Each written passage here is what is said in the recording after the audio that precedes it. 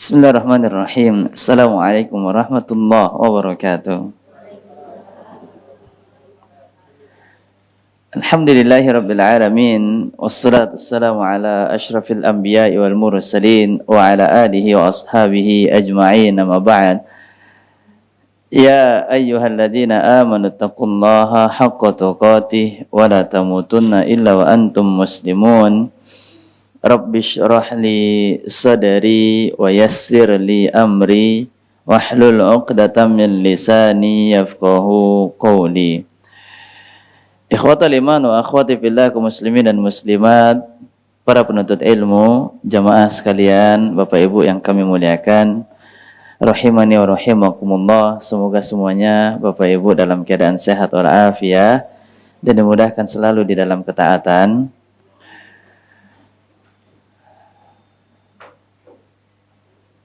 Pada kesempatan pagi hari ini kita akan membahas sebuah kajian yang bertema apa, Ibu? Masya Allah. Judulnya terserah Ustadz aja dah. Iya, pokoknya baik deh. Iya, pokoknya baik. Nah, Masya Allah. Sebuah kebaikan tentunya adalah dari apa yang dipandang baik di dalam syariat Islam. Dan hal yang dipandang baik yaitu adalah berbuat kebajikan, berbuat amal ketaatan, berbuat ibadah. Ibadah itu apa definisinya? Jamaah sekalian masih ingat kan? Segala sesuatu yang dicintai dan diridhai oleh Allah, baik dalam ucapan maupun dalam bentuk perbuatan, yang zahir maupun yang batin. Karena yang namanya ucapan dan perbuatan ada dua, ada yang bersifat zahir dan ada yang bersifat batin. Yang bersifat batin itu adalah apa yang dilakukan oleh hati. Contohnya apa itu amalan hati? Keikhlasan.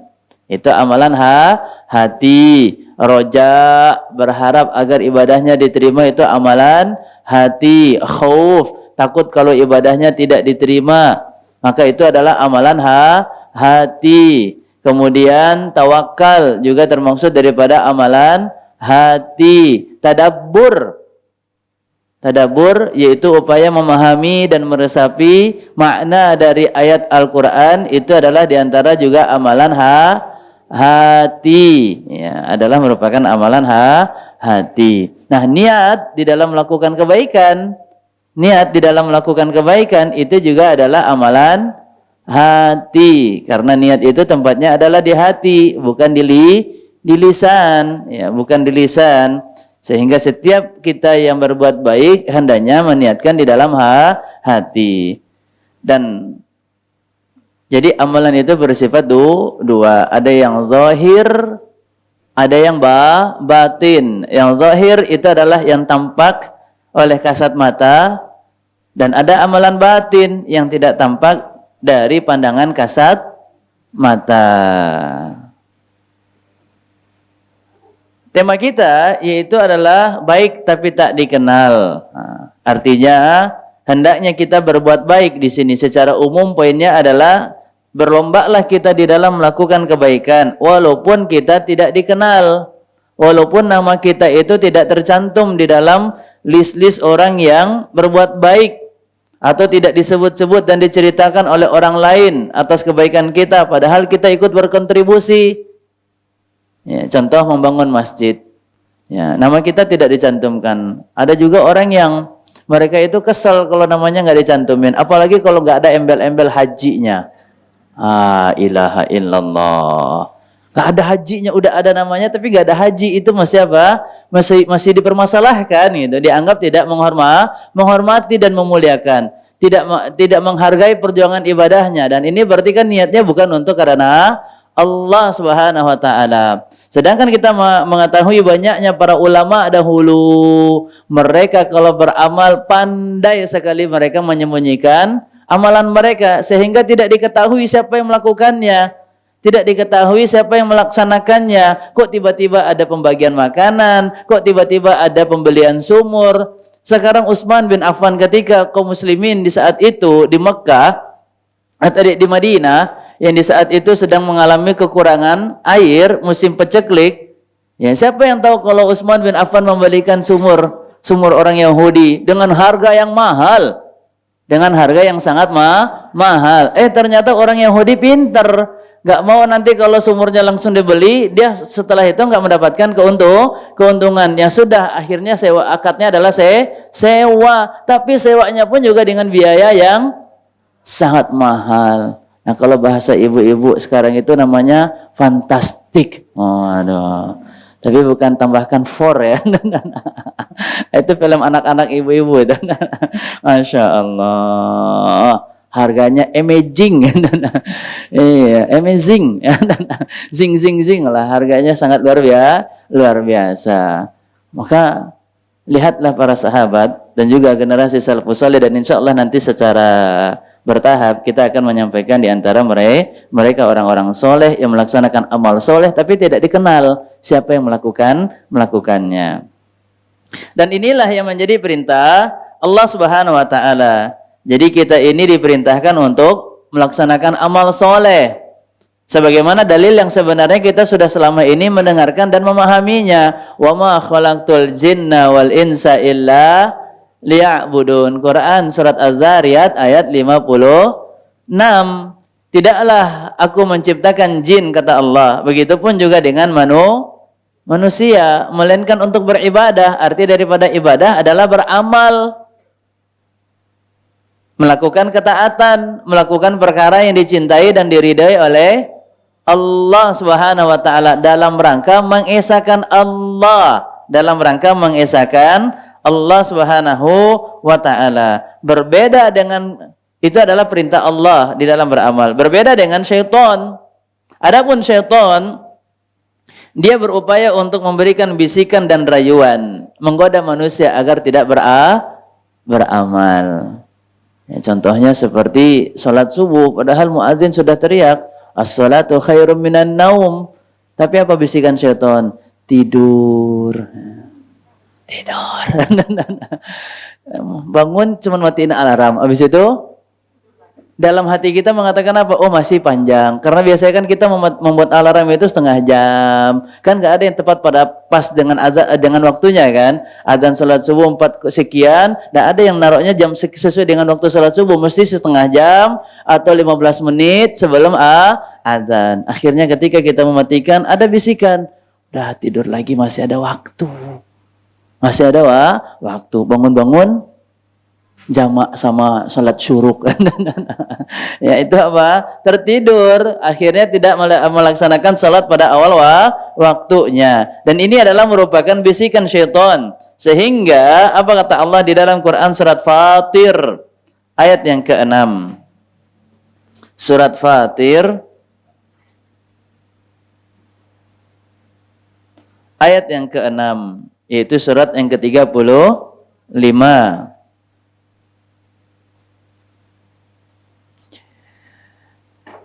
Surat Fatir, surat yang ke-35, ayat yang ke-6. Di penghujung ayatnya Allah Subhanahu wa taala berfirman, "Inna syaitan", sesungguhnya syaitan, lakum, bagi kalian wahai manusia, aduwwun, musuh. Ya. Maka di antara musuhnya manusia adalah syaitan. Fattakhidhuhu aduwwa, maka jadikanlah dia benar-benar sebagai musuh, bukan teman, apalagi bestie. Subhanallah. Tidak boleh kita berteman dengan musuh. Ya. Innama, tentu musuh itu selalu menginginkan yang namanya keuntungan yang didapatkan dari kita. Dia akan selalu mengatur makar agar menimpakan keburukan, agar membawa kita di dalam kebinasaan. Dia merayu kita untuk melakukan keburukan agar membuat kita tertimpa di dalam kebinasaan. Apa itu? Mendapatkan siksaan Allah nanti di akhirat. Di akhir ayatnya Allah katakan, innama, sesungguhnya syaitan yad'u hizbahu liyakunu, mereka memanggil, mereka mengajak golongan-golongannya. Siapa golongan syaitan? yaitu yang tidak mau mentaati, yang tidak mau melakukan kebaikan, yang tidak mau beribadah kepada Allah Subhanahu wa taala. Itulah golongan daripada golongan syaitan yang tidak mau mentauhidkan Allah, yang tidak mau beriman kepada Allah, yang tidak mau bertakwa kepada Allah, yang tidak mau melakukan perkara yang dicintai dan diridai oleh Allah Subhanahu wa taala. Itulah golongan syaitan. Sesungguhnya syaitan mengajak hizbun itu adalah golongan. Liyakunu, agar mereka nanti bisa berkumpul di mana? Min ashabis sa'ir, di dalam neraka as-sa'ir. As-sa'ir ini adalah salah satu daripada nama neraka yang itu diambil dari artinya. As-sa'ir itu artinya adalah yang menyala-nyala, yang apinya itu sudah berkobar yang sudah dinyalakan oleh Allah Subhanahu wa taala sepanas-panasnya, yang berkali-kali lipat daripada panasnya api yang ada di dunia. Maka itu namanya as-sa'ir. As-sa'ir ini salah satu daripada nama neraka. Jadi kalau ditanya apa itu as-sa'ir, maka jawablah itu adalah salah satu daripada nama neraka. Atau ketika ditanyakan sebutkan nama-nama neraka, maka kita sebut diantaranya adalah as-sa'ir. Pakai sin, bukan shin, bukan asyair. Itu fasyih ya, terlalu fasyih ya. Terlalu fasyih jadinya syallah ya. Maka ini adalah diantara tujuan syaitan, merayu kita agar kita tidak beribadah kepada Allah, sehingga kita akan dikelompokkan dengan syaitan, yaitu dimasukkan ke dalam neraka as-sa'ir. Niatnya syaitan mengajak manusia, atau tujuan syaitan di dalam menggoda manusia, alladzi yuwaswisu fi sudurin nas minal jinnati wan nas, di dalam Quran surat Al-Baqarah diterangkan oleh Allah Subhanahu wa taala. Surat Al-Baqarah ayat 168, 169.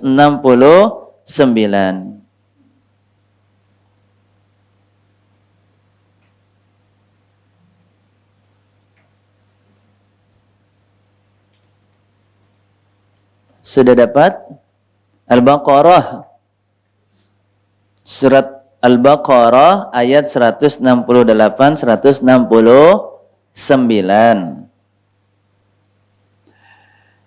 Allah Subhanahu wa taala berfirman, "Ya ayyuhan nas, wahai manusia, kulu mimma fil ardi halalan thayyiba."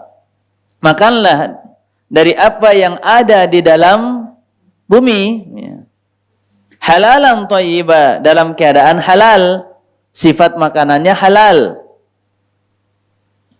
bukan yang haram, karena jenis makanan ada yang halal, ada yang haram ya. Maka yang dicari yang halal. Sampai dalam pengobatan pun juga yang harusnya kita cari adalah yang halal. Karena banyak orang sekarang ini yang mencari kesembuhan, yang tidak sabar dengan penyakitnya, akhirnya dia mengkonsumsi obat-obatan dari bahan-bahan yang haram. Di antaranya daging ular, darah ular. Tiba-tiba nanti dia langsung berubah di malam purnama, mulai keluar sisik-sisiknya, siluman ular jadi. Subhanallah ya. Maka halalan, tidak mungkin Allah menurunkan namanya penyakit tanpa adanya obat ya, tanpa adanya obat. Mesti ada obat yang Allah turunkan ketika Allah menurunkan penyakit, dan tidak mungkin Allah membiarkan hambanya berobat dengan penyakitnya itu dengan hal-hal yang diharamkan oleh Allah Subhanahu wa taala. Maka makanlah yang halal. Dan kebanyakan kita kan terfitnah dengan ini, isi perut dan apa yang ada di bawah perut ya, hanya ini dua, syahwat dan syubhat ya. Syahwat kebanyakan kita termakan dengan hal demikian. Maka makanlah yang halal. Makanlah yang halal. Thayyiban. Thayyib artinya apa? Yang baik. Bisa jadi jenis makanan yang kita makan halal, tapi kita dapatkan dengan cara yang tidak baik, maka disebutkan thayyiban. Maka di dalam doa setiap paginya yang kita baca, sekurang-kurangnya itu kita baca 2 kali di akhir zikir setelah salat subuh dan di akhir daripada zikir pagi. Apa itu kita baca doanya? Allahumma inni as'aluka ilman nafi'a. Jangan nafi'an, nafi'a. Panjang pendeknya juga diperhatikan. Bukan nafi'an, bukan nafi'an. Tetapi yang tepat adalah nafi'an. Nafi'an. Wa rizqan thayyiban. Thayyib. Ya, rizqan thayyib artinya apa? Rizki punyanya Bang Thayyib. Ya bukan. Rizqan thayyiban artinya adalah rezeki yang baik-baik. Yang pertama yang halal, kemudian yang kedua didapatkan dari cara yang halal.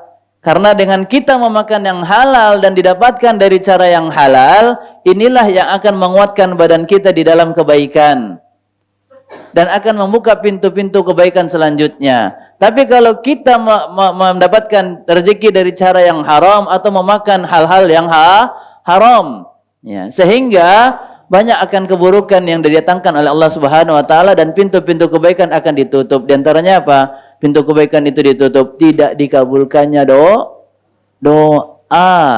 Maka bisa jadi kalau ada yang Bapak Ibu sudah berdoa sekian puluh tahun, berkali-kali memanjatkan doa tersebut dengan waktu yang tidak singkat namun dengan waktu yang sangat panjang, tapi kok belum juga dia mendapatkan ijabahnya doa tersebut, istijabah atau diijabahnya doanya oleh Allah Subhanahu wa taala, maka evaluasilah. Bisa jadi sebelum-sebelumnya di jauh-jauh hari dia pernah mencari rezeki dengan cara yang tidak thayyib atau pernah memakan yang tidak halal, ya, atau pernah mengkonsumsi yang tidak halal. Di antaranya kisah yang sebagaimana dikutip hadisnya oleh Imam An-Nawawi rahimahullah taala di dalam kitabnya Al-Arba'in An-Nawawiyah. Rasulullah sallallahu alaihi wasallam menceritakan dzakarar rajul yutilus safar, ada seorang laki-laki yang memperpanjang atau yang melaksanakan perjalanan yang cukup panjang, itu safar. Ash'ath akbar, yaitu rambutnya kusut, kemudian juga bajunya berdebu karena perjalanan dahulu. Ya, perjalanan dahulu kan kendaraan yang paling keren ya kuda, unta, keledai, dan tentu ini tidak ada pintu-pintu yang menutup mereka daripada terkenanya debu. Ya. Kemudian Nabi Shallallahu Alaihi Wasallam memberikan penjelasan.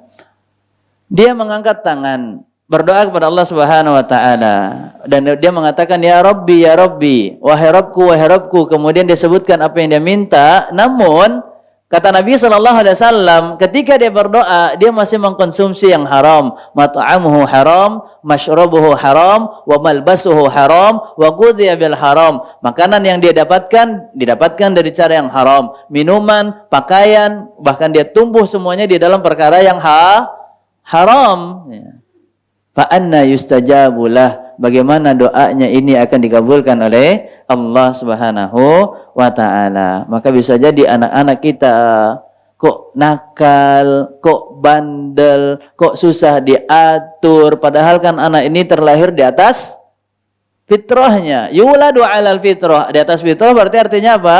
Di atas kebaikan, taat dan mudah diarahkan. Kok tiba-tiba bandel, tiba-tiba nakal, tiba-tiba enggak mau mendengar nasihat orang tuanya, malah yang dilakukan itu adalah unsur-unsur maksiat dan kemungkaran. Maka bisa jadi makanan yang pernah masuk di dalam tubuhnya adalah makanan yang didapatkan oleh orang tuanya dari cara yang haram, Na'udzubillahi min dzalik. Wala tattabi'u khutuwati syaitan. Kemudian Allah Subhanahu wa taala melanjutkan firman-Nya, dan janganlah kalian mengikuti langkah-langkah syaitan. Apa itu langkah syaitan? Itu tadi, menjadikan manusia mendapatkan makanan tidak dengan cara yang halal, yaitu dengan cara menipu, dengan cara mencuri, dengan cara mengambil hak orang lain, dengan cara korupsi. Ini adalah merupakan bukan cara yang halal dan thayyib, dan ini adalah merupakan langkah daripada langkah syaitan. Innahu lakum aduwwum mubin. Dan sesungguhnya syaitan itu adalah musuh yang nyata bagi kalian. Jadi syaitan itu bukan hal khurafat atau istilahnya yang fiktif, tetapi dia benar adanya. Dia benar adanya. Dia bukan dongeng belaka, bukan hanya cerita fiktif yang katanya-katanya, tetapi memang syaitan itu benar adanya. Kemudian, apa misi daripada syaitan? Innama ya'murukum bis-su'i wal fahsya. Sesungguhnya syaitan memerintahkan kalian agar berbuat jahat dan keji. Berbuat jahat dan keji. Kita lihat sekarang banyak orang yang melakukan kejahatan tapi dianggap normal. Ya, buang sampah itu sembarangan, bukankah itu kejahatan? Kejahatan. Iya, kejahatan itu kezaliman karena mengganggu kebersihan, sedangkan Allah Subhanahu wa taala Maha indah. Innallaha jamilun yuhibbul jamal. Allah itu Maha indah dan Allah menyukai keindahan. Maka buang sampah bukan pada tempatnya. Ini kejahatan yang mungkin awalnya sedikit, lama-lama menjadi bukit. Akhirnya ada tulisan jangan buang sampah di sini. Masih ada sampahnya. Yang buang sampah di sini adalah tit. Ini kalimatnya disensor ya. Subhanallah. Sampai seperti itu orang mengingatkan manusia. Ya, apakah manusia tidak bisa membaca tulisan? Oh, mungkin dia buta huruf, Ustaz. Ya kan ada gambarnya di situ. Ya kadang-kadang dibuatkan ada gambarnya. Subhanallah. Dan fitrah manusia tentu dia malu untuk buang sampah sembarangan, dan diingatkan harusnya dia menerima. Tetapi inilah diantara misi daripada syaitan. Ingin manusia berbuat jahat dan keji, menganggap keburukan itu adalah hal biasa. Inilah masa kita saat ini, normalisasi keburukan, normalisasi kejahatan. Bahkan kejahatannya itu kejahatan berkelompok yang sengaja dilakukan. Ya, subhanallah. Maka ini termaksud daripada hal yang diinginkan oleh syaitan, yaitu berbuat jahat dan keji. Wa antaqulu 'ala Allahi ma la ta'lamun. Dan kalian membicarakan tentang Allah Subhanahu wa taala dari apa yang kalian tidak ketahui. Nah, ini diantara juga keinginan syaitan. Manusia berbicara tentang Allah tetapi tidak didasari dengan ilmu. Manusia berbicara tentang agama Allah tapi tidak didasari dengan ilmu. Wa antaqulu 'ala Allahi ma la ta'lamun. Dalam ayat yang lain, Quran surat An-Nisa ayat 60. Surat An-Nisa ayat 60.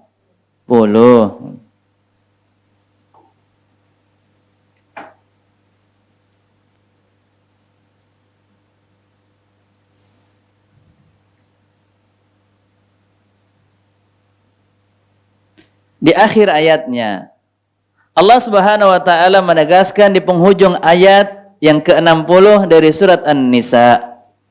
Wa yuridu syaitan, dan syaitan menginginkan, yurid artinya adalah menginginkan.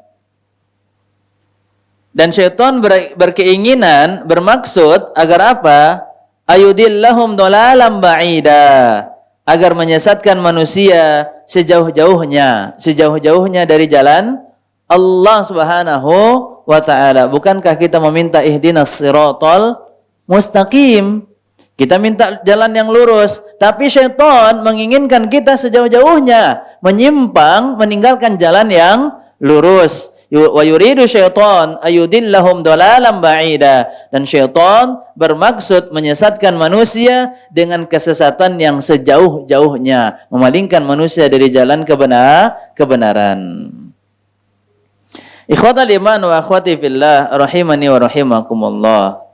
Maka janganlah kita sampai termakan rayuan syaitan untuk meninggalkan kebaikan, tapi malah banyak melakukan keburukan. Di antaranya melakukan keburukan, bahkan bukan sekarang syaitan, dan dari dahulu tentunya syaitan memberikan talbis, yaitu membuat manusia tertipu, ya. Talbis atau menampakkan kebatilan yang terlihat seolah-olah kebenaran. Itu namanya talbis. Talbisul haqq bil batil. Ya, yaitu menampakkan kebenaran seolah-olah dia adalah menampakkan kebatilan seolah-olah dia adalah kebenaran. Artinya dia menipu mata manusia yang dilihat di mata mereka adalah sebuah kebenaran, tapi ternyata itu adalah kebatilan. Apa itu? Ketika dia beramal dengan tujuan selain daripada Allah Subhanahu wa ta'ala. Kita lihat keadaan 3 orang yang pertama kali dimasukkan ke dalam siksaan Allah Subhanahu wa ta'ala. Sebagaimana ini kisah pun juga dinukil oleh Al-Ustaz Yazid rahimahullah ta'ala di dalam kitabnya Adab dan Akhlak Para Penuntut Ilmu. Orang yang pertama kali dimasukkan ke dalam neraka bukan karena maksiat yang terlihat oleh kasat mata manusia merupakan kemaksiatan. Bukan karena kemungkaran yang dilihat oleh mata manusia sebagai sebuah kemungkaran. Tapi di mata manusia melihat ini adalah sebuah kebaikan. Amal soleh, amal yang penuh kemuliaan. Apa itu? Orang yang pertama mati di jalan Allah karena berjihad. Di mata manusia dia dinilai sebagai syahid. Kemudian yang kedua, orang yang bersedekah di jalan Allah. Dengan harta yang diberikan oleh Allah digunakan untuk bersedekah. Di mata manusia, dia dinilai sebagai apa? Jawad, orang yang dermawan. Ini bukan maksiat, bersedekah. Kemudian yang ketiga, memiliki ilmu. Kemudian dia pandai di dalam membaca Al-Quran dan dia mengajarkan Al-Quran. Dan dia mengajarkan ilmu. Di mata manusia, mana ada orang yang mengajarkan ilmu dianggap bermaksiat. Sampai ilmu perdukunan pun juga kadang orang menganggap itu adalah sebuah ilmu yang baik. Wah, ilmu putih. Makanya ada puasa mutih, Masya Allah. Puasa mutih, puasa Ayyamul Bid. Ya, karena di bulan yang udah terlihat tampak putih jelas, itu Ayyamul Bid. 13, 14, 15 dari setiap bulan Hijriyah, bukan bulan Masehi. Nah, kita melihat 3 kelompok ini adalah merupakan mereka yang beramal soleh. Di dalam mata manusia melihat ini adalah melakukan kebaikan, ketaatan. Tapi ternyata niat mereka di dalam melakukan amal soleh tersebut tidak ada yang ikhlas karena Allah Subhanahu wa ta'ala. Nah, secara zahir di pandangan mata manusia ini sebuah amal kebaikan. Ternyata di pandangan Allah Tabaraka wa ta'ala bukan yang sebuah amalan yang dianggap kebaikan. Kenapa? Karena zahirnya baik namun batinnya tidak baik. Dia niatkan bukan untuk Allah Subhanahu wa ta'ala. Yang pertama, orang yang tadi gugur di medan perang. Niatnya bukan untuk syahid, tapi agar dikatakan jarih. Jarih itu apa? Orang yang pemberani. Itu namanya jarih. Orang yang pemberani, yang siap menaruh nyawanya untuk berjuang di jalan Allah Subhanahu wa ta'ala. Hanya pengen dikatakan pemberani, ingin dipuji-puji di lisan manusia. Oh, si fulan bin fulan datang ke medan perang, itu wah, pemberani ya. Padahal ya, begini dan begitu, padahal begini dan begitu. Tapi dia datang ke medan perang, kemudian dia menaruh nyawanya sampai dia gugur di dalamnya, orang-orang akan mengatakan dia pemberani. Tapi ternyata niatnya bukan untuk syahid lillahi ta'ala, tetapi niatnya agar ingin dipuji-puji di lisan manusia adalah sebagai orang yang pemberani. Kemudian yang kedua, orang yang rajin bersedekah. Niatnya bukan karena mencari pahala di sisi Allah, tapi ingin dikatakan oleh lisan-lisan manusia, dia adalah seorang dermawan. Wah, ibu ini rajin nih, sedekah nih. Kalau ada anak yatim disantunin melulu. Bahkan belum jadi yatim aja udah disantunin sama dia.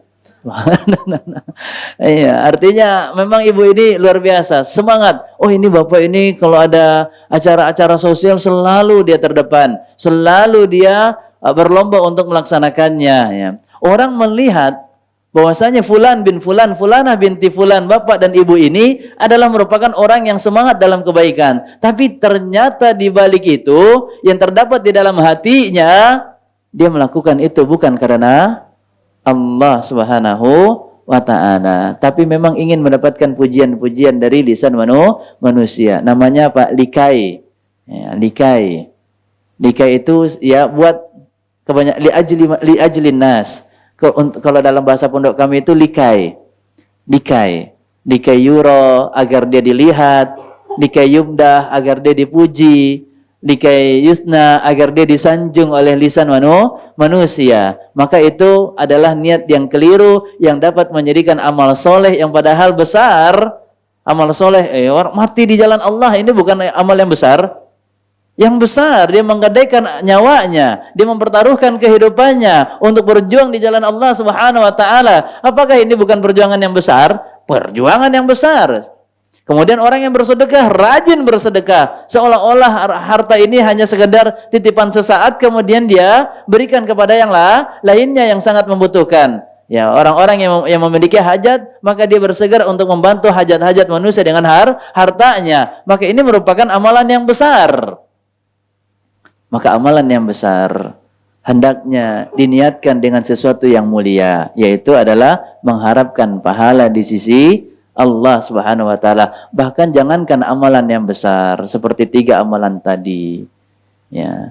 Orang yang bersedekah walaupun hanya dengan biaya nominal yang mungkin kecil, 5.000, 10.000 dan seterusnya. Tapi jika niatnya adalah dengan niat yang mulia, yaitu mengharapkan pahala dari Allah, mengharapkan wajahnya Allah Subhanahu wa taala, maka dia akan mendapatkan pahala yang besar, balasan yang besar di sisi Allah Subhanahu wa taala. Apa kata Rasulullah sallallahu alaihi wasallam? Wattaqun nar walau bisyikki tamrah. Jagalah diri kalian walaupun hanya sepotong biji kurma. Berarti yang disedekahin 1 bijinya doang. Oh, bukan. Ya bukan. 1 biji kurma aja bisa menyelamatkan orang daripada siksaan api neraka. Syaratnya adalah ketika dia bersedekah, walaupun dengan jumlah yang tidak banyak, dia bersedekah mungkin dengan jumlah yang di mata manusia dianggap remeh karena sedikit. Namun niatnya di dalam bersedekah itu ikhlas karena Allah Subhanahu wa taala, maka amalan yang kecil bisa berbuah pahala yang besar. Di antaranya diselamatkannya dia daripada siksaan api neraka. Siksaan api neraka bisa terjauhkan dan kita bisa terselamatkan darinya dengan amal soleh yang kita kerjakan ikhlas lillahi ta'ala. Makanya Abdullah ibnul Mubarak, salah seorang ulama salafus soleh dahulu berkata, rubba amadin sagirin tu'azzimuhun niyyah. Betapa banyak amal kecil yang remeh, yang banyak mungkin ditinggalkan oleh manusia, tapi kita berupaya untuk melaksanakannya. Namun ketika kita melaksanakannya ikhlas karena Allah Subhanahu wa taala, dia bisa berbuah pahala yang besar di sisi Allah Subhanahu wa taala. Dibesarkan pahalanya oleh Allah karena niat. Wa rubba amalin kabirin tusaggiruhun niyyah. Dan betapa banyak amal yang besar dengan pengorbanan yang besar, dengan jumlah yang besar, tetapi mendapatkan pahala yang sedikit dikarenakan niat. Nah, di antara niatnya apa itu? Ingin disanjung-sanjung. Atau yang kedua pengen cerita-cerita. Cerita-cerita. Aku bukannya maksudnya sombong ya. Biasanya seperti itu tuh. Muqaddimahnya. Bukan maksud riya ya. Bukan maksudnya pengen nyebut-nyebut amal ya. Ya kalau memang sudah tahu ini akan menceritakan amal, apalagi ya kalau bukan pengen menyebut-nyebut amal. Dikhawatirkan amal tersebut yang awalnya ikhlas karena Allah, dengan kita bercerita itu akan merubah niat, kecuali kalau memang bisa menjaga niat.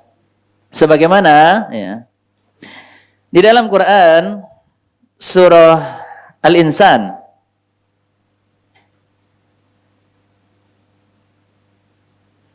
ayat yang ke-9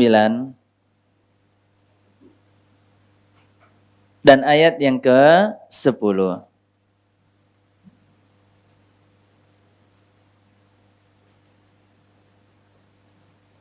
Surat yang ke-76 ayat ke-9 dan ke-10. Surat Al-Insan, surat yang ke-76. Al-Insan. Insan yaitu manusia. bukan yang dipakai bernapas oleh ikan. Oh, Masya Allah. Yang koreksi berarti belum ngantuk. Masya Allah. Surat Al-Insan ayat yang ke-9 dan ayat yang ke-10. Allah Subhanahu wa taala berfirman, "Innama nut'imukum liwajhillah." Sesungguhnya kami memberi makanan kepadamu hanya untuk mengharapkan keridhaan Allah Subhanahu wa taala. Untuk mencari wajahnya Allah, yaitu mencari balasan hanya dari Allah Subhanahu wa taala semata. La nuridu minkum jazaa. Kami ini berbagi makanan, melakukan kebaikan, bukan berharap adanya balasan dari kalian. Mau kalian balas itu kebaikan untuk kalian, tapi kalian pun juga tidak balas, maka tidak mengapa. Karena yang kami harapkan dari kebaikan ini adalah pahala dari Allah Subhanahu wa taala. Innama nut'imukum liwajhillah, untuk wajahnya Allah. Artinya apa? Berharap bisa mendapatkan pahala yang sebaik mungkin dari Allah Subhanahu wa taala, bukan balasan lagi dari kalian. Kalau kami berbagi makanan, kemudian kalian balas lagi dengan bersedekah berbagi makanan, atau mungkin yang lebih banyak dan lebih baik lagi, itu pahalanya kembali kepada kalian. Ya. Maka pahala tersebut kembalinya untuk kalian. Wala syukura. Dan juga kebaikan yang kami lakukan ini bukan tujuannya untuk mendapatkan syukur. Syukur itu adalah ucapan terima kasih. Nah, terkadang kan kita tersinggung tuh. Kita ngasih kebaikan, tapi ada orang lain tidak mengucapkan terima kasih. Kemudian dibilang apa? Nggak pandai terima kasih. Ya, kalau dia berterima kasih, sebenarnya pahalanya itu bukan untuk kita, tapi untuk dia sendiri. Kenapa kita yang tersinggung, orang nggak dapat pahala? Kan dia berterima kasih itu sebenarnya kebaikannya untuk dia yang mengucapkan terima kasih.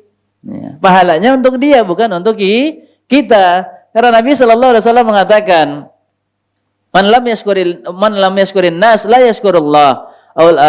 Siapa yang tidak pandai berterima kasih kepada manusia, maka tidak sempurna rasa syukurnya kepada Allah Subhanahu wa taala. Maka ini kembali kepada dia. Kalau dia berterima kasih dari kebaikan yang didapatkan dari orang lain, pahalanya untuk dia sendiri. Balasan kebaikannya dengan terima kasih itu untuk kembali kepada dia. Nah, kita kan kadang tersinggung. Gak dibilang terima kasih. Mana terima kasihnya? Kalau kepada anak-anak boleh. Kita mengajarkan untuk pembiasaan. Nak mana ucapannya? Ucapan apa, Ma? Ya ucapan mana? Ucapan apa, Ma? Terima kasih. Kalau sudah dikasih sesuatu yang baik, yang mendatangkan manfaat, maka biasakan ucapan terima kasih. Tujuannya kita mengajarkan demikian untuk apa? Agar dia mendapatkan kebaikan lagi dari Allah setelah dia mendapatkan kebaikan melewati manusia. Ya. Man lam yashkurin nas lam yashkurillah. Siapa yang tidak pandai berterima kasih kepada manusia, maka dia dikatakan tidak pandai secara sempurna bersyukur kepada Allah Subhanahu wa taala. Apalagi kadang ada orang yang berbuat baik, sedekah, tapi dengan tujuan apa? Minta didoakan. Nah, ini sering nih. Apalagi lagi ada musibah, atau lagi ada hajat, atau lagi ada penyakit. Dia bersedekah kepada anak yatim, bersedekah kepada saudara kaum muslimin dari yang fakir dan fakir ataupun miskin atau du'afa, kemudian berbagi, dikatakan apa? Jangan lupa ya doakan saya. Nah, ini kata para ulama adalah merupakan perbuatan yang bisa mengurangi keikhlasan kita di dalam ibadah kepada Allah Subhanahu wa taala. Kok bisa, Ustaz? Kita lihat. Nah, observasi ini. Kalau kita didoakan, kemudian kita senang, berarti itu apa? Di antara hal yang sebenarnya sudah bisa kita pahami, tujuan kita bukan untuk Allah Subhanahu wa taala murni dengannya. Kemudian yang kedua, kalau kita tidak didoakan, nih kita bisa riset keikhlasan kita ini, memperhatikan keikhlasan benar-benar tulus dan ikhlas karena Allah atau tidak di dalam sedekah tersebut. Lihatlah ketika kita minta doa, kemudian ternyata orang yang menerima makanan bilangnya apa? Enggak, saya enggak mau ngasih doa ya. Nah, doain Pak ya, Males. Iya, kira-kira bakal terus kita mau bersedekah kepada orang tersebut? Nah, itulah dia. Kalau kita setelah itu nggak mau lagi bersedekah kepada orangnya, berarti apa? Kita sudah bercampur niatnya. Di dalam ibadah tersebut harusnya murni karena Allah. Wa ma umiru illa liya'budullaha mukhlishina lahud-din hunafa. Qul inna salati wa nusuki wa mahyaya wa mamati lillahi rabbil alamin. Ya. Kemudian tiba-tiba orang tersebut tidak mau mendoakan kita dan kemudian kita marah-marah dan kecewa, ya, kesel, ya, dan sambel dan sebel gitu ya. Berarti apa? Ibadah kita itu tidak ikhlas karena Allah Subhanahu wa taala. Maka ini diantara nasihat guru kami juga yaitu Ustaz Abdul Hakim Amir Abdad hafizahullah ta'ala. Kalau kita mau bersedekah ya sudah bersedekah aja. Kalau toh ternyata orang yang menerima sedekah kita mendoakan kita, berarti itu adalah kebaikan untuk yang mendoakan dan mudah-mudahan itu dikabulkan. Tetapi cara yang tepat adalah bertawasullah kita dengan amal soleh kalau kita memang punya hajat. Kalau kita punya hajat, apalagi sedang tertimpa musibah, maka caranya agar bisa mengangkat musibah itu adalah dengan doa. Fa inna du'a yanfa' mimma nazal wa mimma lam yanzil. Karena Nabi sallallahu alaihi wasallam mengatakan doa itu bermanfaat dari apa yang sudah terjadi, dari apa yang telah Allah tetapkan turunkan di dalam takdirnya, ataupun juga dengan apa yang belum ditetapkan oleh Allah Subhanahu wa taala. Doa itu mendatangkan manfaat dari apa yang sudah terjadi dan apa yang belum terjadi. Nah, doa ini agar bisa menjadi doa yang baik, yang menjadi doa yang spesial, kuat untuk dikabulkan oleh Allah Subhanahu wa taala, maka bertawasullah dengan amal soleh di dalam doa, sebagaimana ini nasihat yang disampaikan di dalam Kitabul Adab. Kitabul Adab, dan ini buku yang sudah diterjemahkan di dalam bahasa Indonesia, Kitabul Adab yang dituliskan oleh Syekh Fuad Ibn Abdul Aziz Asy-Syalhub hafizahullah taala. Ya, pustaka Geria Ilmu kalau tidak salah ininya. Penerbit yang menerjemahkan buku tersebut. Bagus di dalam pembahasan terakhir, yaitu kalau tidak salah bab yang ke-22, bab tentang adab-adab di dalam berdoa. Di dalam kitab tersebut dikutip di antara adab di dalam berdoa agar besar kemungkinan doanya diijabah dan dikabulkan oleh Allah Subhanahu wa taala, iringilah doa tersebut dengan amal soleh. Itu sedekah di antaranya. Dan kita lihat orang yang terjebak 3 orang di dalam goa. Mereka ketika berupaya, ketika sedang dalam keadaan terjebak, tertutup di dalam goa dengan batu yang sangat besar, menggunakan tenaganya untuk mendorong batu yang besar tersebut agar terbuka jalan untuk mereka bisa keluar dari goa tersebut. Ternyata sekuat tenaga mereka tidak bisa menggeser dan mendorong kekuatan daripada batu tersebut. Akhirnya di antara mereka ada memberikan peringatan, nasihat untuk apa? Berdoalah, iyyaka na'budu wa iyyaka nasta'in. Berdoalah karena la yarudul qada awil qadar ila du'a. Sebagaimana hadis yang dikutip oleh Ibnu Qayyim Al-Jauziyah rahimahullah taala di dalam kitab Ad-Da' wad Dawa, Rasulullah sallallahu alaihi wasallam bersabda, yang bisa menolak atau merubah takdir dan ketetapan Allah adalah doa. Yang bisa merubah takdir dan ketetapan Allah adalah doa. Ini hadis Rasulullah sallallahu alaihi wasallam. Makanya sebagian para ulama ketika ditanya, apakah doa itu bisa merubah takdir? Maka jawabannya bisa. Ya, dan ini juga pendapat yang dikuatkan oleh guru kami, Al-Ustaz Abdul Hakim Amir Abdad hafizahullah taala, bahwasanya doa itu bisa merubah takdir, ya. Dan kita lihat Nabi Zakaria pun juga demikian. Nanti insya Allah kita bahas ininya, kisahnya insya Allah.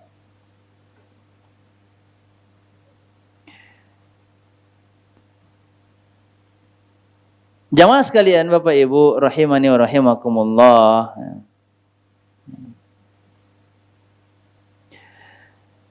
Ketika orang tersebut terjebak di dalam goa, maka mereka masing-masing berdoa dengan amal salehnya. Di antaranya ada yang berdoa dengan baktinya kepada orang tuanya. Di antaranya ada yang berdoa dengan dia menjadi atasan yang amanah. dengan tidak menzalimi apa yang menjadi hak karyawannya, karena di antara karyawannya ada yang keburu pergi kabur sebelum mengambil upahnya. Kemudian ada lagi yang berdoa dengan upaya dia menjaga kesucian dirinya, yang ketika itu sudah ada kesempatan untuk berzina, fahsya, melakukan perbuatan keji, karena zina itu adalah bagian daripada perbuatan keji, dan ini adalah di antara tujuan syaitan.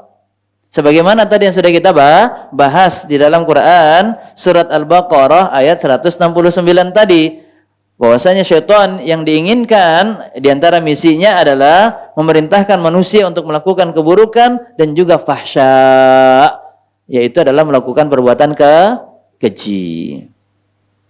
Maka ketiga orang ini bertawassul di dalam doanya. Bagaimana cara berdoa bertawassul dengan amal soleh? Ya Allah, aku habis melakukan kebaikan ini, sedangkan aku punya hajat untuk dibukakan pintu gua ini, maka bukalah ya Allah. Kalau memang amalanku tersebut ikhlas karena Engkau, ikhlas karena Allah Subhanahu wa Ta'ala. Dan setiap daripada orang tersebut berdoa, maka mulai terbuka,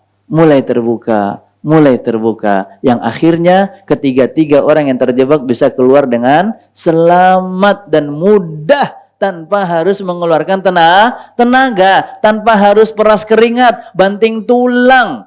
Ya, untuk apa? Mendorong batu yang besar tersebut. Subhanallah. La haula wala quwata illa billah. Siapa yang menggeser ini? Allah. Nah, kalau di masa itu terjadi di kita, tiba-tiba batu bergeser sendiri. Yang terjadi orang yang kedua takut doa.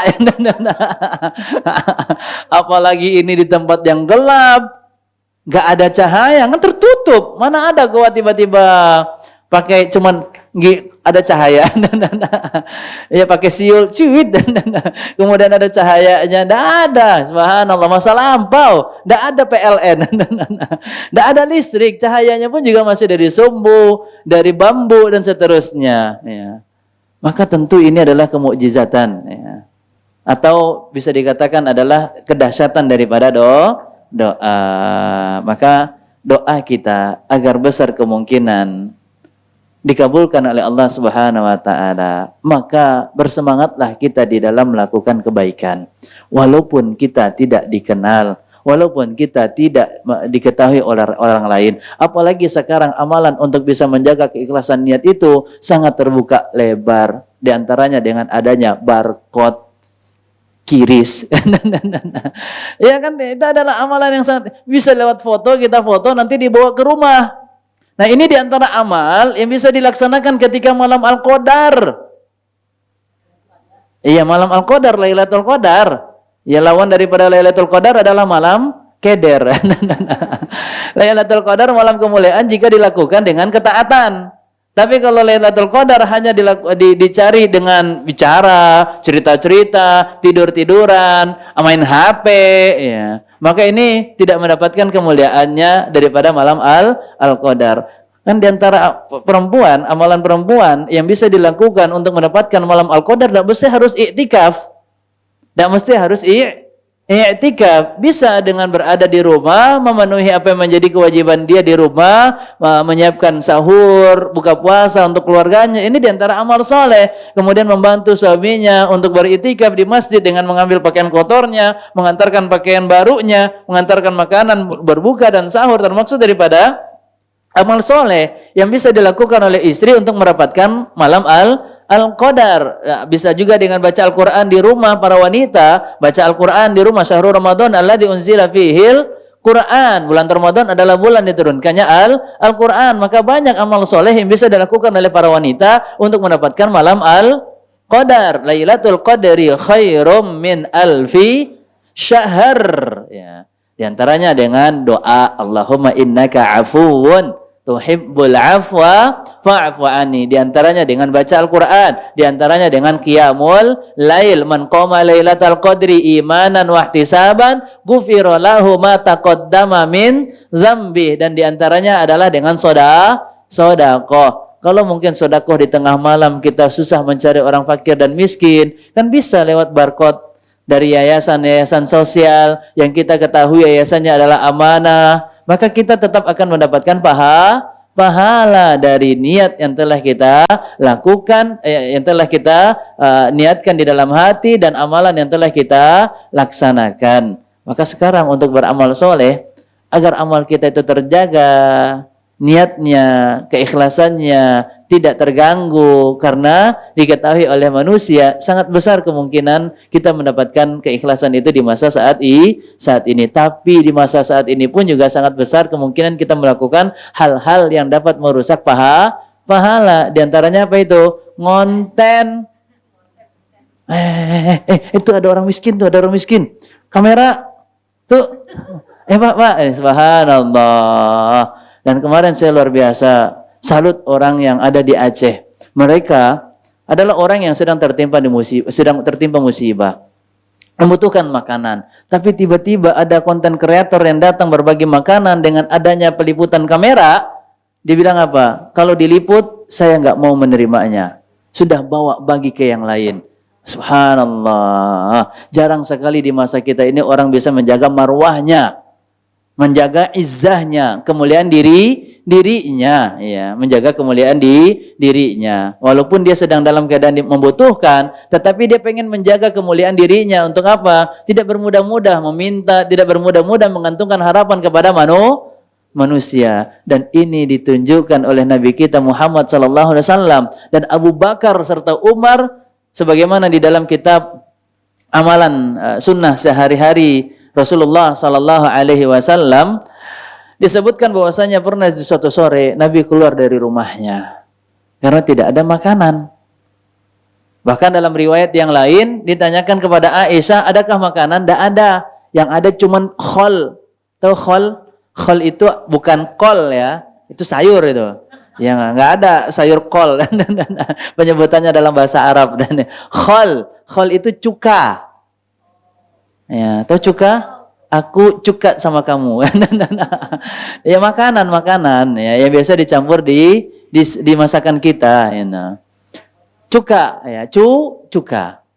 Kemudian didapatkan hanya cuka. Kemudian apa kata Nabi SAW? Sebaik-baik makanan adalah cuka. Ini menunjukkan apa?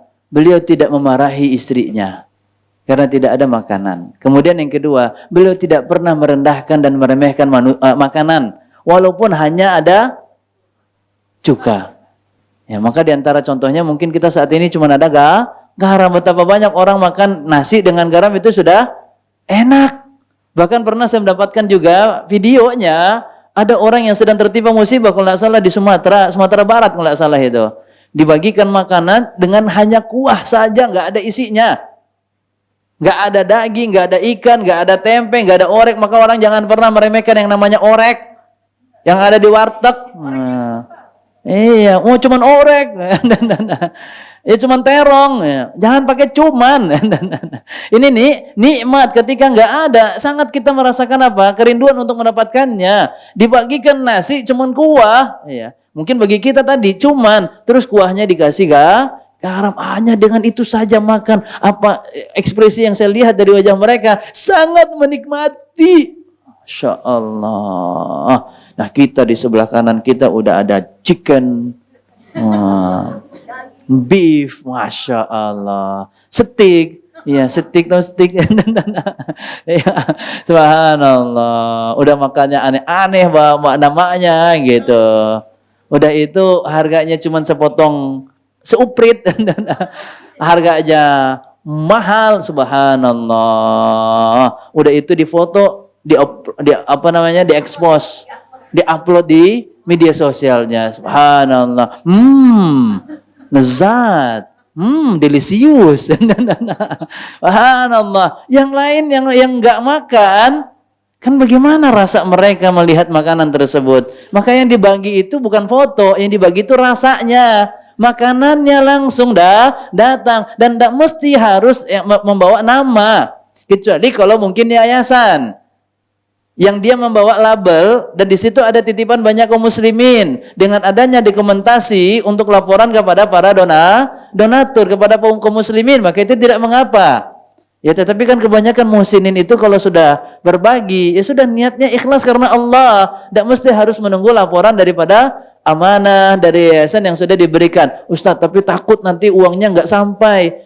Nanti uangnya nanti diselewengkan. Takut nanti sedekahnya tidak dipakai sesuai dengan apa yang diniatkan. Maka tetap kita mendapatkan pahala. Ya, innamal a'mal bin niyyat wa innama likulli imri'in manawa. Sekalipun ternyata uang kita nanti diselewengkan, amanah sedekah kita tidak disalurkan, bahkan mungkin dikurang-kurangi oleh panitia dengan uang apa? Transport. Kadang-kadang kan panitia juga nggak mau capek tuh. Dari uang sedekah diambil buat transport, dipakai buat konsumsi. Harusnya kan panitia tuh bersiap-siap untuk juga ikut bersedekah. Bukan malah mencari nafkah, mencari rezeki. Kecuali kalau nanti kepada orang yang bersedekah itu disampaikan, oh nanti uangnya ini sebagian kami gunakan 10.000 atau 20.000 untuk kebutuhan panitia ya. Boleh atau tidak? Kalau boleh, silakan dipakai. Kalau tidak boleh, haram untuk dipakai. Dan ini sering terjadi di panitia kapan? Kurban. Panitia kurban. DLL. Biasa. Tulisan DLL-nya bisa kenyang 3 bulan. DLL-nya bisa jalan-jalan kemana? Subhanallah. DLL-nya untuk kaos panitia. Panitia, kaosnya juga bakal bau, kaosnya juga bakal kotor. Subhanallah. Diambil dari harta yang dinafkahkan oleh atau disedekahkan oleh kaum muslimin. Pernah Syekh Muhammad ibn Shalih Al-Utsaimin ditanya tentang mengambil sedekah kaum muslimin untuk kebutuhan pembuatan plang. Padahal itu plang untuk masjid atau plang untuk yayasan. Ya.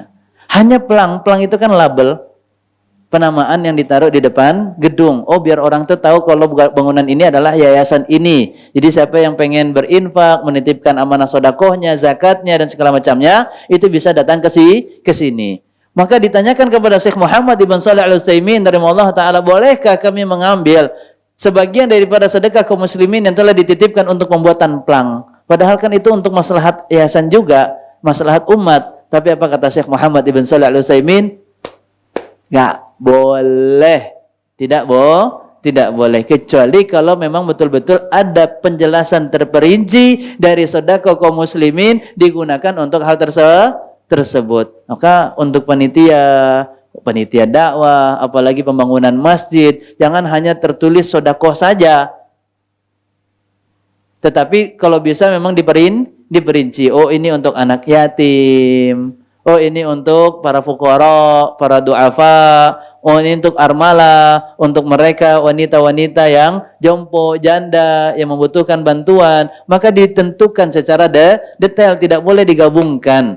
Ya, biar apa penggunaannya pun juga sesuai dengan apa yang menjadi niat dari orang yang bersedekah. Nah, kita lanjutkan tadi. Surat Al-Insan ayat yang ke-10.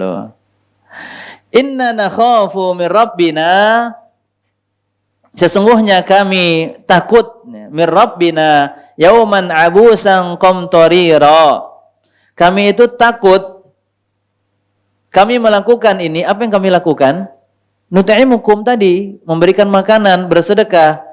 Kami lakukan hal tersebut bukan untuk mendapatkan balasan dan juga ucapan syukur dari kalian, yaitu ucapan terima kasih, tetapi kami bersedekah ini untuk dikarenakan rasa takut kepada Allah Subhanahu wa taala. Inna nakhafu mir rabbina, sesungguhnya kami takut akan azab Tuhan kami, yaitu Allah Subhanahu wa taala, yauman, pada suatu hari, yaitu hari kiamat, abusan qamtarira, yaitu di hari orang-orang mulai tampak dari wajahnya bermuka masam dan penuh kesulitan. Siapa mereka orang yang bermuka masam dan penuh kesulitan? Ulaika humul kafaratul fajarah, yaitu orang-orang kafir dan orang-orang fajir. Orang kafir itu orang yang tidak beriman kepada Allah. Orang fajir itu orang yang banyak bermaksiat kepada Allah Subhanahu wa ta'ala. Sebagaimana kita lihat di akhir Quran surat Abasa.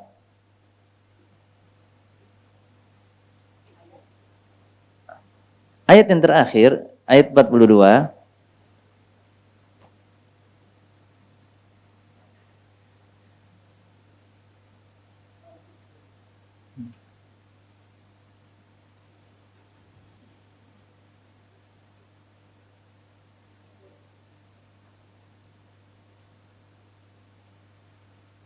Ya, ada yang tersenyum wajahnya. Wujuhu yawma idzin musfira, dhahikatum mustabashira, berseri-seri, bercahaya dalam keadaan tersenyum. Ada juga di ayat yang ke-40, wujuhu yawma idzin 'alaiha ghabarah, ya, yang berdebu, ya. Artinya tidak bercahaya. Dan tentu orang yang berdebu tidak mungkin tertawa karena mukanya kotor, ya. Tarhaquha qatarah ulaika humul kafaratul fajarah. Di ayat ke-42 yaitu Allah katakan mereka adalah orang-orang kafir dan orang-orang fajir. Kafir tidak beriman kepada Allah, fajir yang terus melakukan kezaliman dan kejahatan. Itu namanya fajir. Fajir.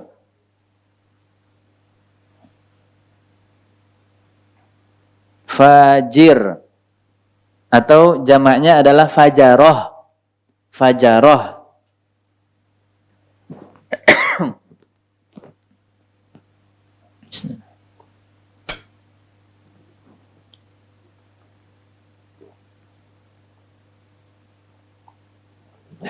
Sudah didapatkan surat Abasa, surat yang ke-80.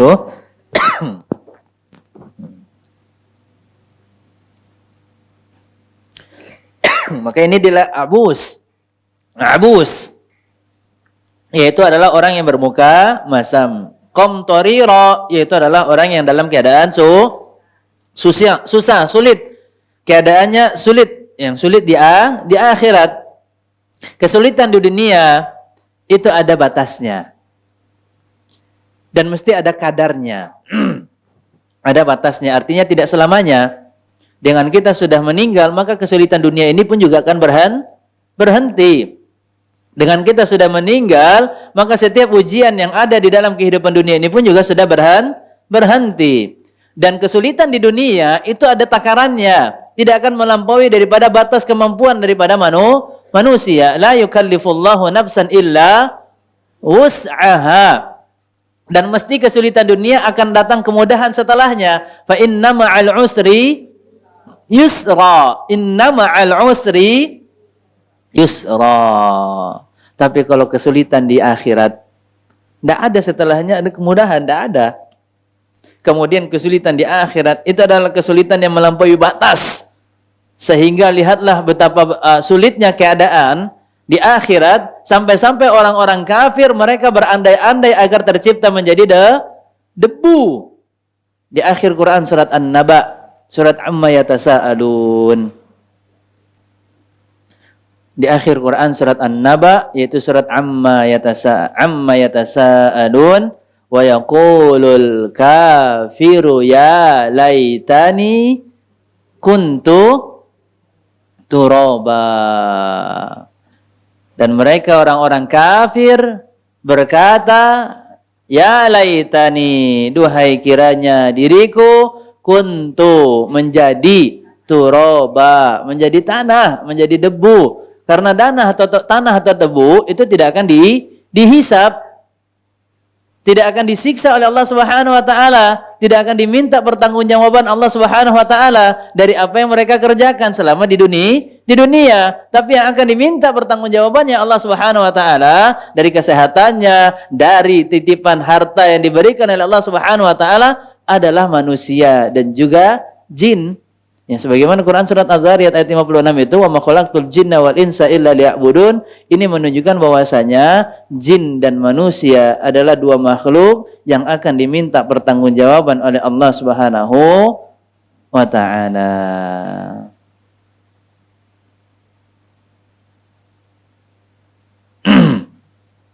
Kita lihat ya. Sifat amal itu pun juga ada 3. Pertama, amalan yang memang harus ditampakkan, yang harus terlihat. Dan yang kedua, amalan yang sangat dianjurkan untuk tidak ditampakkan, yaitu disembunyikan. Dan yang ketiga adalah amalan yang sesekali boleh ditampakkan jika ada nilai positif untuk memberi inspirasi dan motivasi kepada yang lain agar mereka turut atau ikut beramal. Artinya mengajak orang untuk beramal dengan kita menampakkan amalan kita. Sedekah, oh ini ada orang yang mau sedang tertimpa musibah, aku ikut urunan ya, kamu ikut urunan enggak? Nah, dengan tujuannya kita menampakkan amalan kita agar orang lain terinspirasi, termotivasi, terdorong untuk melakukan kebaikan tersebut, maka ini sifat amal yang ketiga. Boleh sesekali, ya, sesekali. Sifat amal yang pertama adalah yang memang harus ditampakkan, yang nggak bisa disembunyikan. Ya, contohnya zakat, ya, zakat. Kemudian yang lain, haji, umroh, azan. Pak, tadi kenapa megang telinganya depan mikrofon? Azan. Tapi kok nggak kedengaran suaranya? Ya, saya nggak mau dipuji oleh manusia. Subhanallah. Ya nggak bisa. Pakai suara apa? Suara hati, masya Allah. Ya, ya. Dan doa mendoakan orang lain ini juga termaksud daripada amalan yang harus ditampakkan. Mengucapkan jazakallah khairan, barakallahu fikum, dan seterusnya. Atau mengucapkan salam, ini harus ditampakkan, artinya diperdengarkan. Orang harus tahu kalau kita mengucapkan salam, bukan hanya sekedar. Nah, ini kalau dalam bahasa kampung kami itu sapo barua namanya. Tahu sapo barua? Sapo itu sapaan, barua itu apa? Monyet. Monyet kalau nyapa satu dengan yang lain gitu aja dia. Ngangkat alis matanya, kening matanya, kemudian ngangkat kepala. Subhanallah, ya. Maka salam ini adalah merupakan amalan yang harus diketahui, ya, diperdengarkan.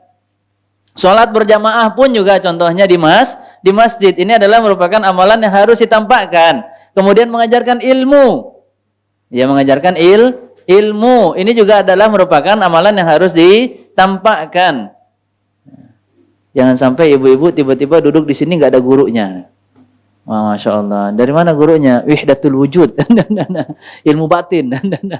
Ya nggak bisa. Ya, guru itu harus ada wujudnya. Ya, terlihat dia mengajarkan dan murid pun juga demikian. Terlihat dia mempelajari ilmu daripada gurunya. Maka proses belajar, mengajar dan belajar ini adalah amalan yang tampak. Kemudian amalan yang kedua adalah amalan yang pada umumnya dianjurkan untuk tidak ditampakkan. Di antaranya sedekah. Ya, sedekah, berbagi. Kalau memang ternyata bisa kita tidak menampakkan keberadaan diri kita kepada orang lain dengan kita titipkan, maka itu lebih baik disembunyikan. Sedekah kan bisa sembunyi, tiba-tiba nanti diletakkan di depan pintu orang yang membutuhkan, kita ketuk pintunya, kemudian kita letakkan sembako dengan dituliskan ini untuk bapak, ini untuk ibu, ini untuk satu keluarga yang ada di rumah ini dan seterusnya, maka selesai. Upaya kita di dalam menjaga niat agar senantiasa ikhlas karena Allah Subhanahu wa taala. Pada asalnya semua amalan dianjurkan untuk ditutup. Artinya lebih baik tidak diketahui nama kita di dalam melaksanakan amal tersebut. Namun sesekali jika tujuannya tadi untuk memotivasi, tujuannya adalah untuk mengajak dan mendorong orang lain agar bisa beramal, ikut di dalam melaksanakan kebaikan tersebut, maka tidak mengapa. Dalilnya Quran surat Al-Baqarah ayat 271.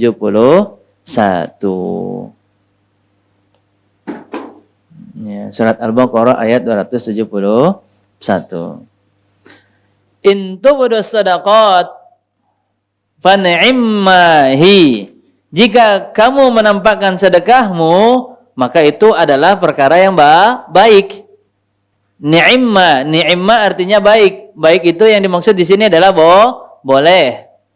Wa in tukhfuha, namun jika kamu menyembunyikannya, tukhfuha, ikhfa, ya, itu menyembunyikan. Wa tu'tuhal fuqara, kemudian kalian berikan tanpa diketahui kepada orang-orang fakir, maka menyembunyikan itu kata Allah Subhanahu wa taala, fa huwa khairul lakum, lebih baik lagi. Menampakkan amal itu perkara yang baik, tapi menyembunyikan amal agar tidak diketahui siapa yang melaksanakan amal tersebut, maka khairul lakum, lebih baik lagi.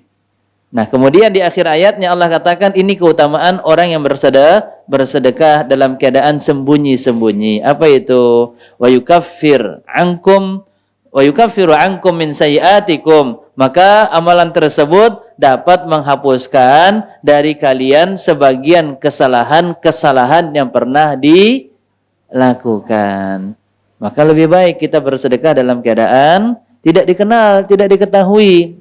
Wallahu bima ta'maluna khabir. Karena yang kita pengen yang kita pengen amal kita ini diketahui hanya Allah saja yang mengetahuinya, dan Allah tidak akan pernah luput ilmunya dari apa yang dikerjakan oleh hambanya, dan Allah tidak akan pernah luput dari penglihatannya dari apa yang telah dilakukan oleh hambanya. Baik itu amalan yang zahir maupun amalan yang batin. Baik itu amalan yang dikerjakan secara terang-terangan atau secara sembunyi-sembunyi. Walaupun itu baru terlintas di dalam hatinya, sesungguhnya Allah mengetahuinya. Maka perbanyaklah kita berniat untuk melakukan amal soleh dan berupayalah bersungguh-sungguh untuk mewujudkan apa yang kita telah niatkan. Jadi jangan hanya berhenti di niat saja. Pengen niat. Ya. Yang penting niat aja, itu baik. Tapi kalau bisa diupayakan lagi untuk mendapatkan, untuk bisa melaksanakannya, untuk bisa mewujudkannya, untuk bisa merealisasikannya, itu tentu lebih baik lagi. Sebagaimana dalam hadis qudsi, hadis yang dikutip oleh Al-Imam An-Nawawi rahimahullah taala di dalam kitabnya Al-Arba'in An-Nawawiyah, Rasulullah sallallahu alaihi wasallam bersabda, Allah Subhanahu wa taala berfirman. Ini hadis qudsi. Siapa yang manhamma bihasanatin, yang berniat melakukan kebaikan, falam ya'malha, kemudian ternyata dia belum bisa melaksanakannya karena adanya uzur atau penghalang. Bisa jadi karena tidak ada kesempatan, atau yang kedua tidak ada orang yang ingin dia sedekahkan, sehingga dia belum bisa mewujudkan apa yang telah dia niatkan. Maka Nabi sallallahu alaihi wasallam bersabda dalam hadis qudsi tersebut, Allah Subhanahu wa taala berfirman, maka orang tersebut akan mendapatkan satu kebaikan. Satu kebaikan. Padahal itu baru niat. Tapi kalau amilaha, dia mengerjakannya, dia berupaya untuk bisa melaksanakan apa yang telah dia niatkan, maka dia akan mendapatkan pahala berapa? 10 minimalnya. Minimalnya 10 satu kebaikan. Umumnya kata Rasulullah sallallahu alaihi wasallam bisa jadi dia dilipat gandakan menjadi 700 kali lipat. Dari satu kebaikan dilipat gandakan menjadi 10 kebaikan, bahkan bisa jadi menjadi 700 kebaikan, bahkan bisa jadi ad'afan. Lebih banyak lagi dilipat gandakan, lebih dari 700 kali lipat satu kebaikan. Subhanallah. Maka ini indahnya syariat yang dibawa oleh Nabi kita Muhammad sallallahu alaihi wasallam. Sedikit kebaikan. Ya, padahal amalnya sedikit, atau mungkin amalnya adalah amal yang banyak diremehkan oleh manusia. Tetapi dengan niat yang tulus karena Allah, kemudian dia berupaya untuk bisa melaksanakannya, maka dia akan mendapatkan pahala yang sangat banyak. Maka mulailah dari niat melakukan kebaikan, dan yang kedua berupayalah dengan penuh kesungguh-sungguhan untuk bisa mewujudkan dari apa yang telah diniatkan, agar kita mendapatkan pahala yang banyak di sisi Allah Subhanahu wa taala. Ustaz, bukankah yang membuat kita masuk ke dalam surga itu rahmat, bukan amalan? Ini sering ditanyakan. Maka kita jawab, betul, yang membuat kita masuk ke dalam surga adalah rahmat. Dan yang menjadikan kita selamat daripada siksaan api neraka bukan amal, tetapi apa? Rahmatnya Allah Subhanahu wa taala. Tetapi untuk bisa mendapatkan rahmatnya Allah, kita melakukan kebaikan. Kita melakukan kebaikan, dan kebaikan itu adalah apa yang diperintahkan oleh Allah dan apa yang dilarang oleh Allah. Apa yang diperintahkan kita kerjakan dan apa yang dilarang kita tinggalkan. Sebagaimana di dalam Quran surat Al-A'raf, surat yang ke-7 ayat 56. Surah Al-A'raf surat yang ke-7 ayat 56.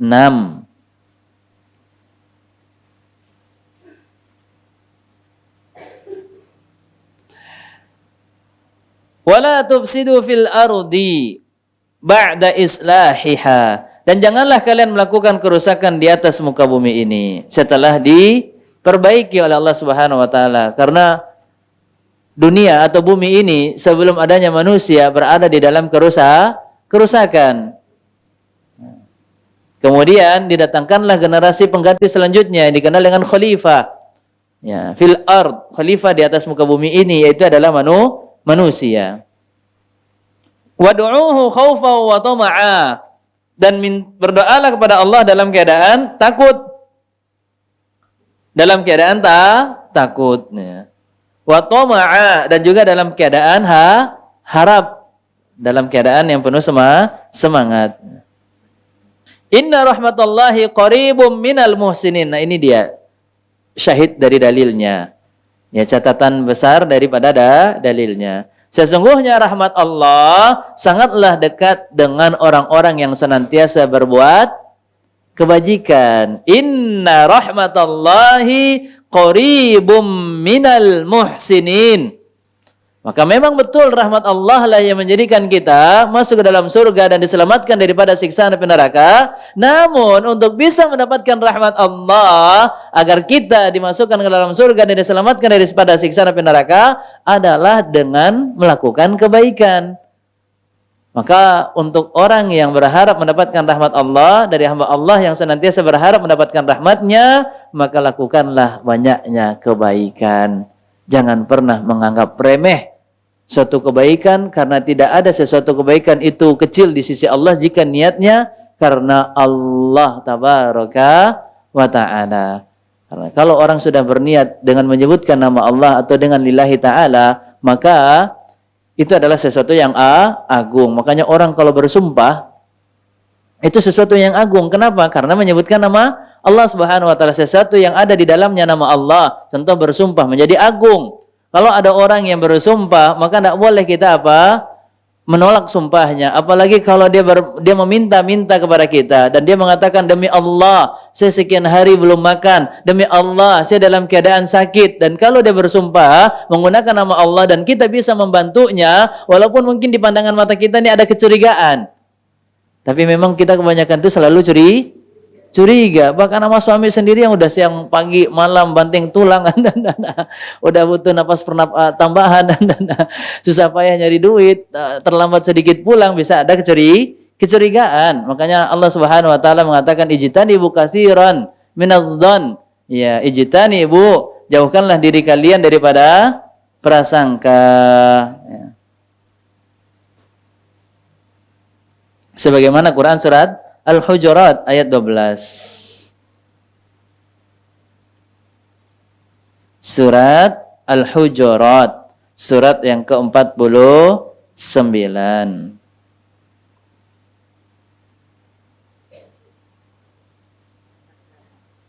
Ayat yang ke-12.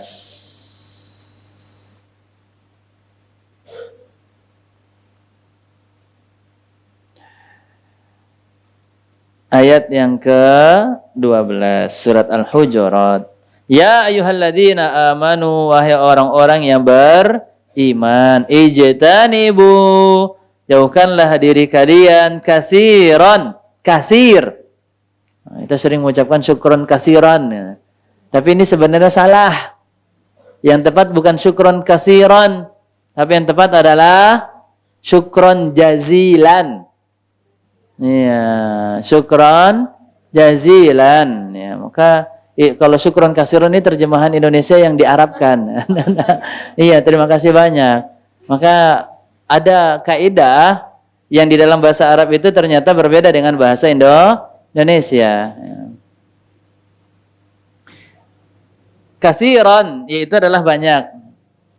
Jauhkanlah diri kalian daripada berbanyak di dalam berprasangka. Inna ba'dadh-dhanni ismun, sesungguhnya sebagian daripada al-dhan, prasangka. Ini kan belum jelas nih prasangkanya, masih umum. Jangan-jangan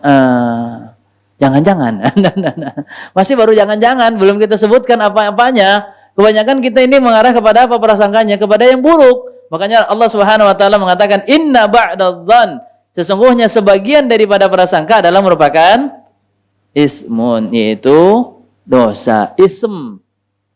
Ya, ismun itu adalah dosa, pakai sa. Tapi kalau ismun pakai sin, itu artinya adalah nama.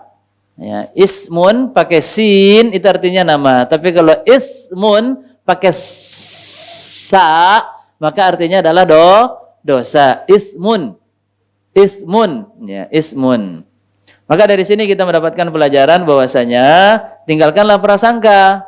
Karena sebagian dari prasangka di dalamnya terdapat dosa. Dan yang terakhir kita tutup dengan hadis Rasulullah sallallahu alaihi wasallam tentang anjuran bersedekah tanpa diketahui oleh yang lain. Jangankan yang lain, sesama anggota tubuh kita saja, apa kata Rasulullah sallallahu alaihi wasallam dalam hadis yang dikeluarkan oleh Abu Hurairah radhiyallahu taala anhu, atau yang diriwayatkan oleh Abu Hurairah radhiyallahu taala anhu, Nabi sallallahu alaihi wasallam bersabda, sab'atun, ada 7 golongan, yuzilluhumullahu fi dhillihi yauma la dhilla illa dhilluh, yang akan mendapatkan naungan Allah di hari tidak ada lagi naungan kecuali hanya naungan Allah Subhanahu wa taala pada hari kiamat. Di antaranya kata Nabi sallallahu alaihi wasallam, rajulun, ada seorang laki-laki, ya walaupun ini laki-laki, tapi tetap ini berlaku juga untuk perempuan. Tasaddaqa bi sadaqatin, laki-laki yang bersedekah dengan satu sedekah, fa akhfaha, kemudian dia menyembunyikannya, hatta la ta'lam shimaluhu ma tunfiq yaminuhu, sampai tidak diketahui oleh tangan kirinya dari apa yang telah diinfakkan oleh tangan kanannya. Tuh, satu tubuh pada hari ini. Ini kanan kiri kan satu tubuh. Tapi beginilah Nabi menganjurkan kepada kita untuk pandai-pandai menyembunyikan amal soleh. Bukan berarti nanti sedekahnya seperti ini, kanannya digini, terus kirinya gini. Atau minta ditutupin pakai sarung gitu. Nggak, pakai masker gitu, biar nggak kelihatan sama tangan kirinya. Enggak. Artinya, di sini adalah memberikan motivasi dari hadis Rasulullah SAW kepada umatnya untuk pandai-pandai menyembunyikan amal kebaikan dari mata manusia. Ya. Banyak sekali para ulama ini sebenarnya kumpulkan banyak kisah, bahkan ada 50 kisah di sini. Cuman kayaknya kalau disampaikan biasa sampai ngabuburit ya. Sampai nunggu buka puasa nantinya. Banyak sekali para ulama yang mereka lagi baca Al-Qur'an. Tiba-tiba datang orang, langsung dia tutup. Ya. Nah, kita ada juga yang sebagian orang jarang baca Al-Qur'an, tiba-tiba ada orang yang datang baca Quran kencang-kencang. Iya, biar apa? Biar dikatakan orang yang rajin baca Al-Quran. Ada juga orang yang biasanya sholatnya ngebut-ngebut, cepat-cepat, lebih cepat daripada patokan ayah. Tapi pas giliran yang ngelihat adalah calon mertuanya, Masya Allah, sampai bahunya ngangkat gini-gini dah. Ini bukan tumak ninah, ini numak ninah ini. Iya, subhanallah. Langsung matanya, iramanya diganti, ayatnya yang biasanya cuma trikul, tiba-tiba Al-Baqarah. Iya, Alif Lam Mim, Allahu Akbar, ternyata dibaca cuma satu ayat, subhanallah. Ya, maka kita lihat betapa banyak diantaranya cicitnya Rasulullah SAW yang setiap malamnya dia membawa gandum yang dia letakkan, ya. Ini belusukan ya. Belusukannya orang soleh. Kapan? Di malam hari, di ketika orang itu sudah tertidur. Mereka taruh gandum, makanan pokok yang dibutuhkan oleh keluarga-keluarga miskin. Itu ditaruh selama berpuluh-puluh tahun. Ketika cicitnya Rasulullah SAW meninggal, maka orang ada yang setiap malamnya mencari-cari atau paginya mencari-cari. Dan ternyata didapatkan itu bukan hanya 1 rumah, 2 rumah yang diletakkan gandum tersebut. Tapi berapa? 100 rumah yang merasa kehilangan dengan wafatnya cicitnya Rasulullah sallallahu alaihi wasallam. Ya, banyak sekali orang-orang soleh yang mereka subhanallah rajin bersedekah, tapi ketika mereka diketahui sedekahnya, mereka langsung sembunyikan. Ya, seperti contohnya adalah Uwais Al-Qarni, yang dia adalah orang yang rajin membantu ibunya, berbakti kepada ibunya, dan dikenal sebagai orang yang memiliki doa yang dikabulkan oleh Allah Subhanahu wa taala. Para sahabat diperintahkan oleh Nabi sallallahu alaihi wasallam untuk meminta dari dirinya. Kemudian diketahuilah Uwais Al-Qarni di mana rumahnya, di mana keberadaannya. Setelah itu apa yang dilakukan? Dia berupaya untuk meninggalkan kampung halamannya. Lari dari tempat tersebut agar tidak diminta-minta doanya. Ya, takut nanti niatnya berubah, ingin mendapatkan pujian daripada lisan dan mata manusia. Nah, kita baru sekali doanya baru dikabulkan langsung apa? Sini, antum mau minta hajat apa? Ada kotak infak, jangan lupa ya. Nah, doanya panjang tergantung isi kotak infaknya. Masya Allah. Maka tentu ini adalah niat yang dikarenakan mencari dunia, sedangkan kita keliru kalau mencari dunia dan hendaknya kita mencari akhirat. Bal tu'sirunal hayatat dunia. Kebanyakan kita lebih mengutamakan kehidupan dunia, wal akhiratu khairu wa abqa. Maka jadilah orang yang tidak terkenal dengan kebaikan kita. Ya, dikhawatirkan nanti kalau kita terkenal di dalam kebaikan, niat kita bisa berubah untuk mencari balasan dari manusia. Terlebih kita masih berada di bulan atau di hari-hari terbaik di salah satu bulan haram, yaitu bulan Rajab. Ini adalah bulan untuk fastabiqul khairat. Di antara sifat orang yang soleh disebutkan oleh Allah di dalam Quran surat Ali Imran ayat 114, ulaika yusari'una fil khairat. Ya, wa yusari'una fil khairat wa ulaika minas shalihin. Itulah mereka orang-orang soleh. Di antara mereka adalah yusari'una fil khairat, yaitu berlomba-lomba di dalam melakukan kebaikan. Maka mari kita menjadi orang yang soleh, dan di antara sifat daripada kriteria pribadi orang soleh senantiasa berlomba-lomba di dalam kebaikan. Teruslah kita semangat di dalam melakukan ketaatan dan amal soleh. Semoga amal kebaikan kita mendapatkan pahala yang banyak, menjadi penghapusan dosa, dan kita pun juga dijauhkan dari segala musibah dan diwafatkan dalam keadaan beramal soleh, dalam keadaan husnul khatimah. Wa sallallahu ala nabiyyina Muhammadin wa ala alihi wa sahbihi wa sallam. Wa akhiru da'wana anil hamdulillahi rabbil alamin. Subhanakallahumma wa bihamdika asyhadu an la ilaha illa anta astaghfiruka wa atubu ilaik. Jazakumullah khairan. Demikian yang mungkin kita bisa pelajari. Ada pertanyaan? Mudah-mudahan mau bertanya? Apa? Mudah-mudahan nggak ada. Mudah-mudahan nggak ada. Iya. Ada yang mau bertanya? Iya. Nggak ada kayaknya. Ustaz. Alhamdulillah, berarti doa saya dikabulkan. Tapi jangan minta-minta doa dari saya. Masya Allah, ini bukan doa yang dikabulkan, tapi memang udah waktunya yang habis.